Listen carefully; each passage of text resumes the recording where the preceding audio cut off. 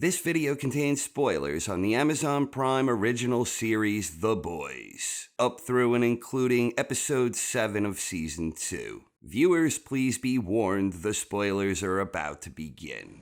I gave my whole life to nothing. That's not true. Mom, the good guys don't win. You afraid of anything? No? Are you the strongest bastard you know? You? Because I'm about to go into that room next door to your daughter, and I'm gonna bash her brains out. I just wanted to make my dad proud. Are the first natural-born superhero. Can we not? We have this opportunity to give him a childhood you never had. We can do that if he's here with me. You lied to me. What do you mean? He just flew me up and showed me this house is fake, the neighbors are fake, you're fake? Boy deserves to know the truth.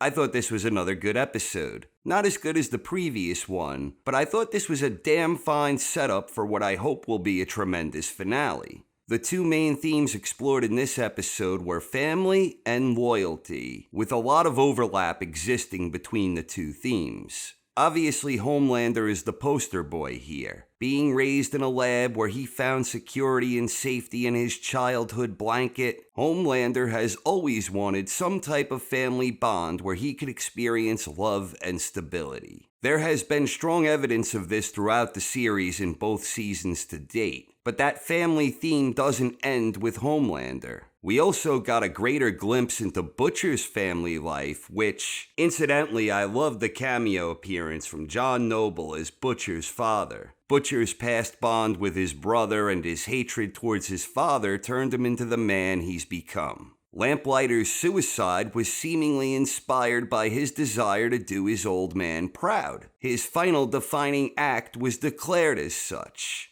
Donna January and Starlight continue having a rocky mother-daughter relationship. Starlight still hasn't really forgiven her mother for raising her on a blatant lie.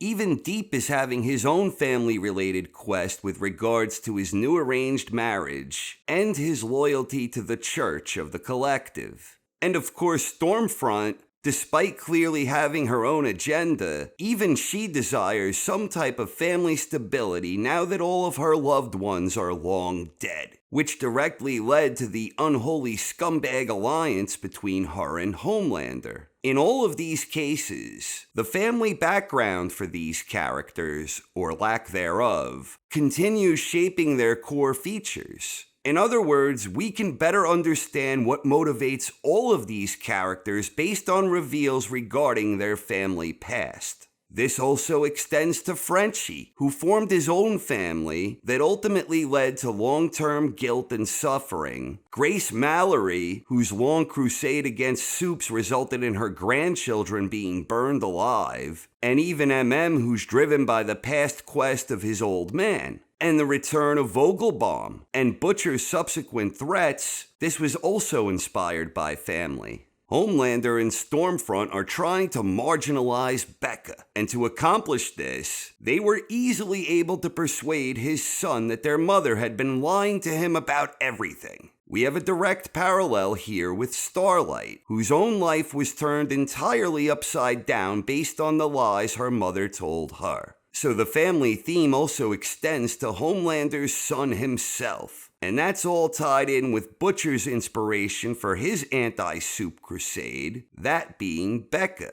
Whatever final showdown awaits us in the Season 2 finale, the alliances are taking shape for that final showdown. Starlight is clearly aligned with the boys, this all starting with her affections for that punk Huey, and at this point she has earned the respect of all of the boys, including Butcher, as well as Kimiko, Frenchie, and Double M. Starlight is also still clearly aligned with Maeve, or rather, Maeve still respects the bond she formed with Starlight. After getting her ass handed to her twice by Black Noir, it was Queen Maeve who saved Starlight when she exposed the fact that Noir has a tree nut allergy. And damn, Butcher was right. Starlight's superpower sucks. It might be flashy, but it sucks out loud when she lacks a power source, which I think suggests that she will perhaps be the most powerful of them all when the circumstances dictate. Something to keep in mind. On the other side, we have the evil duo of Homelander and Stormfront. And since they effectively kidnapped the kid, who knows what type of powers he might unveil before all is said and done. The others are a little trickier to predict, but it seems to me that Black Noir is the one forever dedicated to the Vought cause. Given such, I would assume that Noir will be aligned with Homelander and Stormfront, but he still largely remains an enigma where it's very difficult to tell. I don't imagine the Deep even figures into this greater showdown. Feels to me as if his story is being set up for a more integral role next season, where I assume the Church of the Collective is looking to get their big toe stuck in the midst of the scummy corruption that rules the landscape. A-Train, however, doesn't seem to be buying into the scheming ways of the Church of the Collective. Indeed, I got the feeling A-Train sees right through their conniving bullshit and that he isn't having it. A-Train is also fed up with Vought, so my thinking here is that A-Train may possibly align himself with the boys. And again with Maeve, even with her laissez-faire attitude, she wants to take Homelander down, and she saved Starlight, so we can assume if she has any role to play in all of this, that she too will be aligned with the boys. Meanwhile, things ended on an explosive note with the congressional hearing.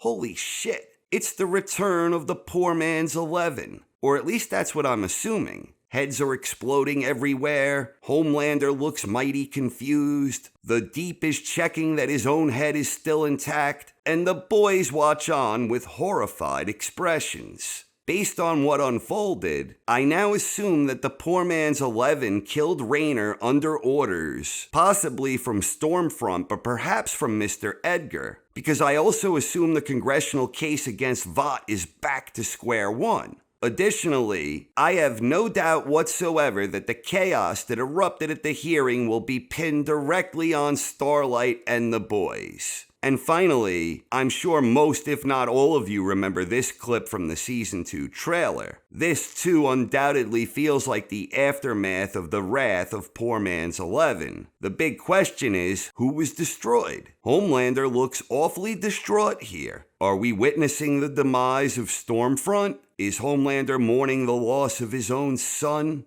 Could this possibly even be Becca, where Homelander is realizing his child no longer has a loving mother, something he himself had always long desired? And then the other big question is whether Poor Man's 11 is acting under orders, or whether she's simply gone rogue on the loose. My guess is whoever's blood that is, that Mr. Edgar is likely the one calling the shots, because I have to believe he figures back into the central story before the season concludes, especially since one of the more inexplicable angles of this season stems from the fact Stormfront was handpicked by Mr. Edgar, and he doesn't exactly fit the mold as a key ally to Stormfront.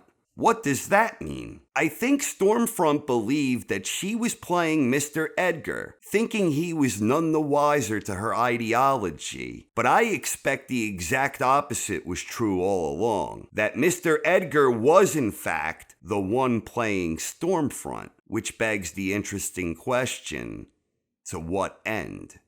I thought episode 7, Butcher, Baker, Candlestick Maker, I thought it was an excellent table setter for a potentially awesome finale. What did you think of episode 7? And who else is fired up for the season 2 finale? Please share your thoughts in the comments section. Thanks for watching, everyone. I hope you enjoyed, and have a wonderful night. I just thought, when you saw how helpless he is now, you'd let it go. My mom, never mind. My mama, she kept me cooking with her. I just wanted to make my dad proud. I gave my whole life to nothing. That's not true. Mom, the good guys don't win. You okay? Yeah, I just, Your daughter? yeah. You afraid of anything? No? Are you the strongest bastard you know? You? I want us to be a family.